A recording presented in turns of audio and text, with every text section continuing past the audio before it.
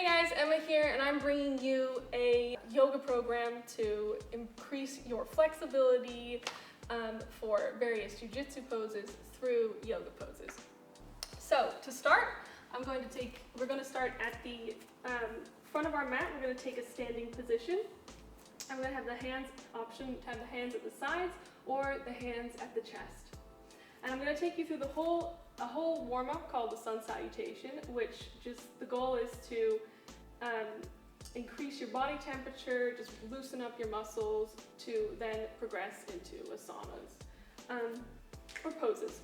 So we're going to begin with an inhale. It's optional to link the breath, but normally in yoga you do link the breath. So we'll begin by setting our hands up in the upward salute position, tilting the neck backwards, keeping the back straight and engaging the quads. So really pull your kneecaps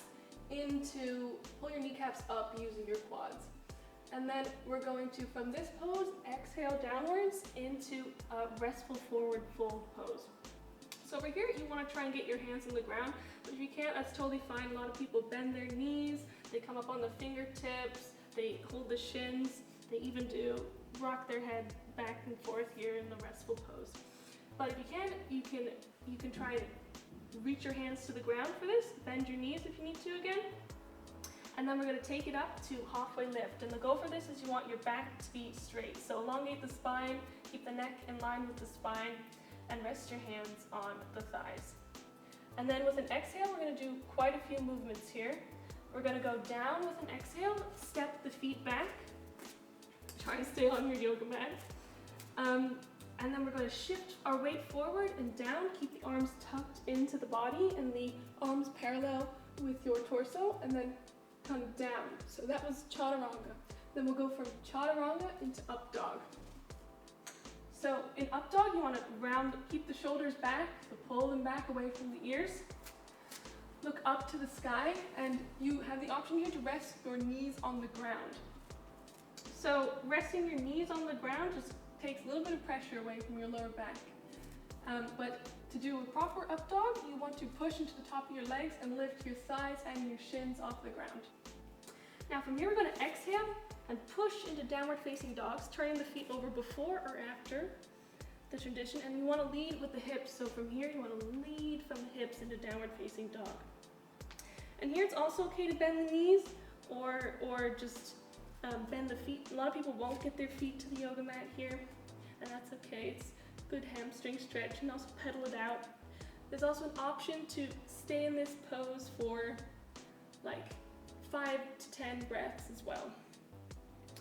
But for this sun salutation, this video, we're going to speed it up and keep it in a nice flow. So for the next thing, we're going to inhale, walk our feet forward, come into halfway lift again.